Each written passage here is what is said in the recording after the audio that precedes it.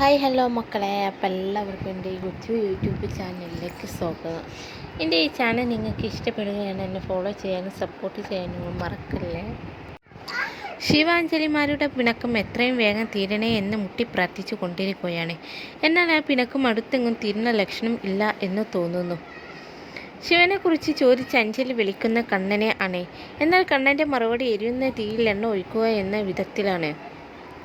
ശിവനോടുള്ള ഇഷ്ടത്തെക്കുറിച്ച് ദേവിയോടും അപ്പുവിനോടും കണ്ണനോടും സംസാരിച്ചു കൊണ്ടിരിക്കുകയായിരുന്നു അഞ്ജലി. എന്നാൽ തുടക്കത്തിലുള്ള ദേഷ്യത്തെക്കുറിച്ച് പറഞ്ഞു കൊണ്ടിരിക്കുമ്പോഴാണ് ശിവൻ എത്തുന്നത്. അഞ്ജുവിന് ഇപ്പോഴും തന്നോട് വെറുപ്പാണ് എന്ന് തെറ്റിദ്ധരിച്ച് ശിവൻ അവളെ അവഗണിക്കുന്നു. അവഗണന സഹിക്കാൻ കഴിയാതെ അഞ്ജലി സ്വന്തം വീട്ടിലേക്ക് പോകുന്നു. രണ്ടുപേരും പരസ്പരം സംസാരിക്കാതെ ആ തെറ്റിദ്ധാരണ വളരുകയാണ്. കാണാതിരിക്കുമ്പോൾ ശിവനും അഞ്ജലിക്കും പരസ്പരമുള്ള സ്നേഹം തിരിച്ചറിയുന്നുണ്ട്.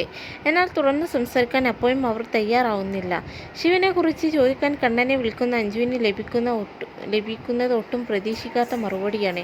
ശിവൻ സന്തോഷമാണെന്നും അടിച്ചുപൊളിയാണ് ജീവിക്കുന്നത് എന്നും കണ്ണൻ പറയുന്നത് വിശ്വസിക്കുന്ന അഞ്ജലി ആകെ വിഷമിച്ചിരിക്കുകയാണ്. ശിവനും അഞ്ജലിക്കും തമ്മിൽ പ്രശ്നങ്ങളുള്ളതായി ബാലനും തോന്നുന്നു. എന്ത് പ്രശ്നങ്ങളുണ്ടെങ്കിൽ തുറന്ന് പറയാൻ ബാലൻ ആവശ്യപ്പെടുന്നു. ശിവൻ പറയാതെ തന്നെ പ്രശ്നമുണ്ടെന്ന് മനസ്സിലാക്കി ബാലൻ അഞ്ജലിയെയും വിളിക്കുന്നുണ്ട്. തിരിച്ച് വീട്ടിലേക്ക് വരാൻ ആവശ്യപ്പെടുകയും ചെയ്യുന്നു. തുടർന്ന് എന്ത് സംഭവിക്കും എന്നറിയാൻ കാത്തിരിക്കുകയാണ്.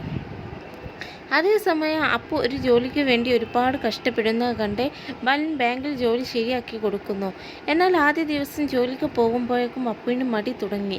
ബാങ്കിൽ പോകാനുള്ള മടി കൊണ്ട് അപ്പു ചെയ്തു കൂട്ടുന്ന വേലത്തരങ്ങളാണ് കഴിഞ്ഞ ദിവസത്തെ എപ്പിസോഡിലെ തമാശകളൊക്കെ. അടുത്ത എപ്പിസോഡ് ആകുമ്പോഴേക്കും ജോലിക്ക് പോകുന്നതിൽ തന്നെ അപ്പു ഒഴിവാകുമെന്ന കാര്യത്തിൽ ഹരിക്കുള്ളത് പോലെ തന്നെയാണ് സംശയം. Okay, by.